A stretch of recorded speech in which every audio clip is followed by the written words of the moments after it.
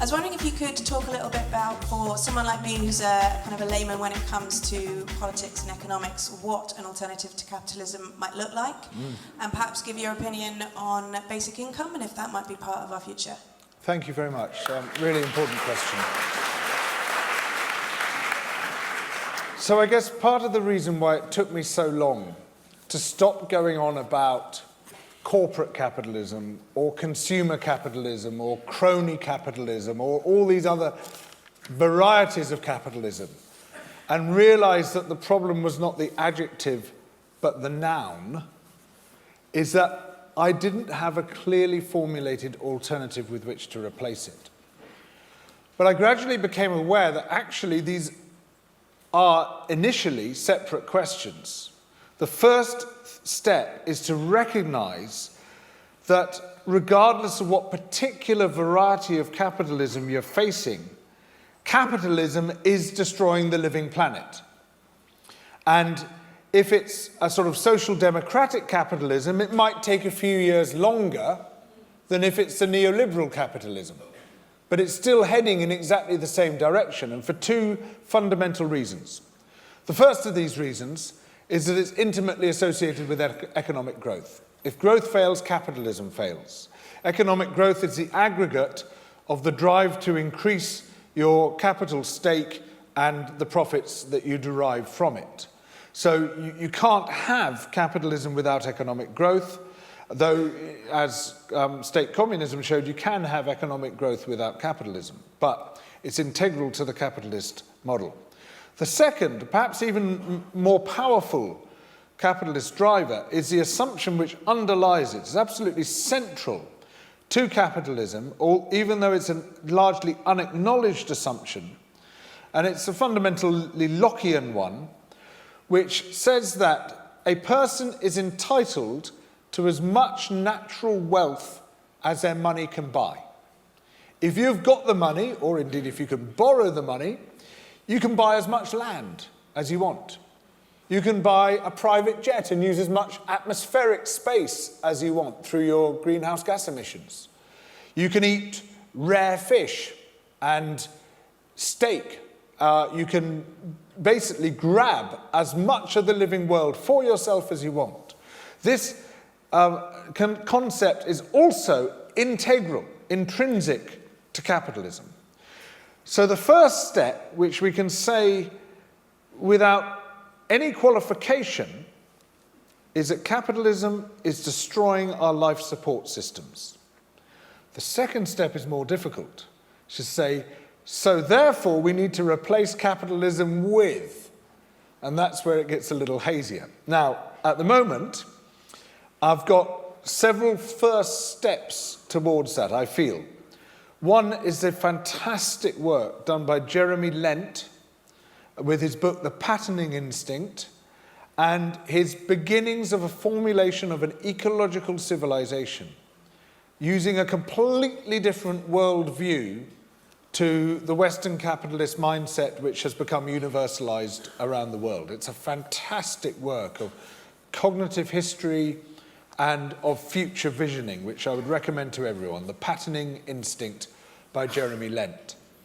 Another part of the equation, I feel, is provided by Kate Raworth's Donut Economics, another crucial text which, again, everyone in this area should read.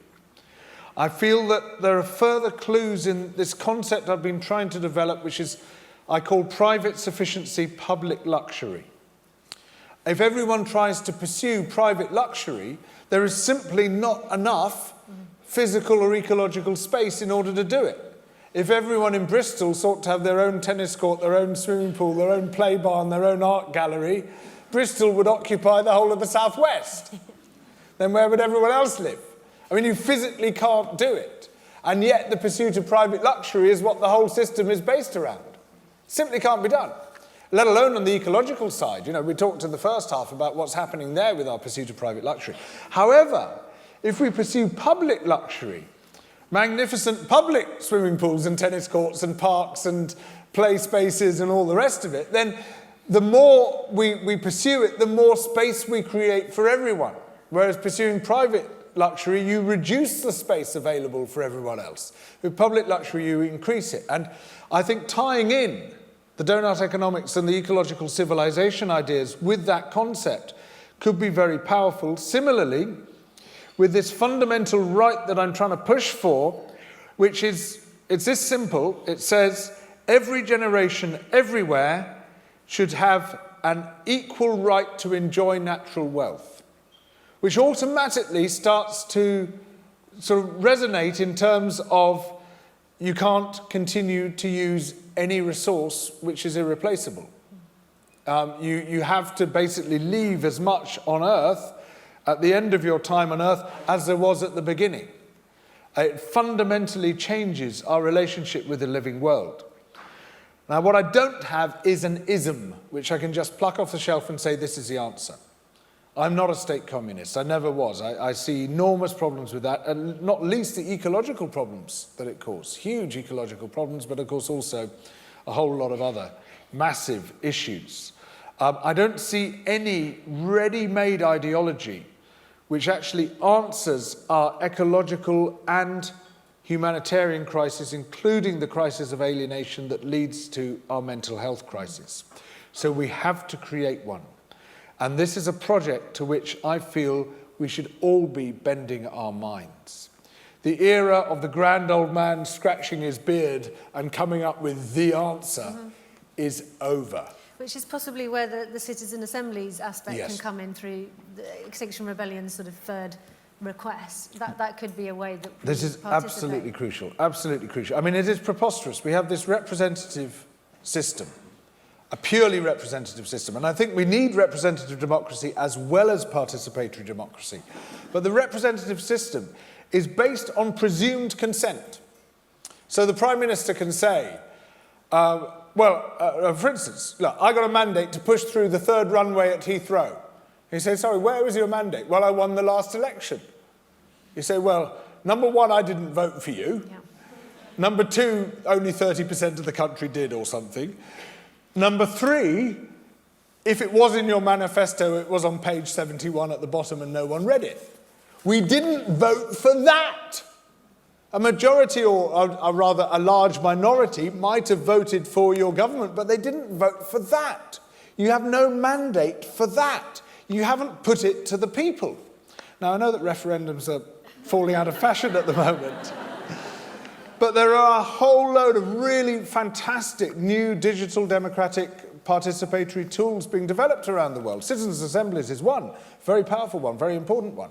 The stuff they're doing in Reykjavik with the Better Reykjavik program, where basically the whole city runs the city, is another brilliant thing. Participatory budgeting, first designed in Porto Alegre in Brazil, another one.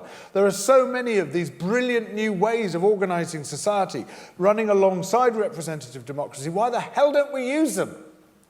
We don't accept presumed consent when it comes to sex. Why do we accept it in politics?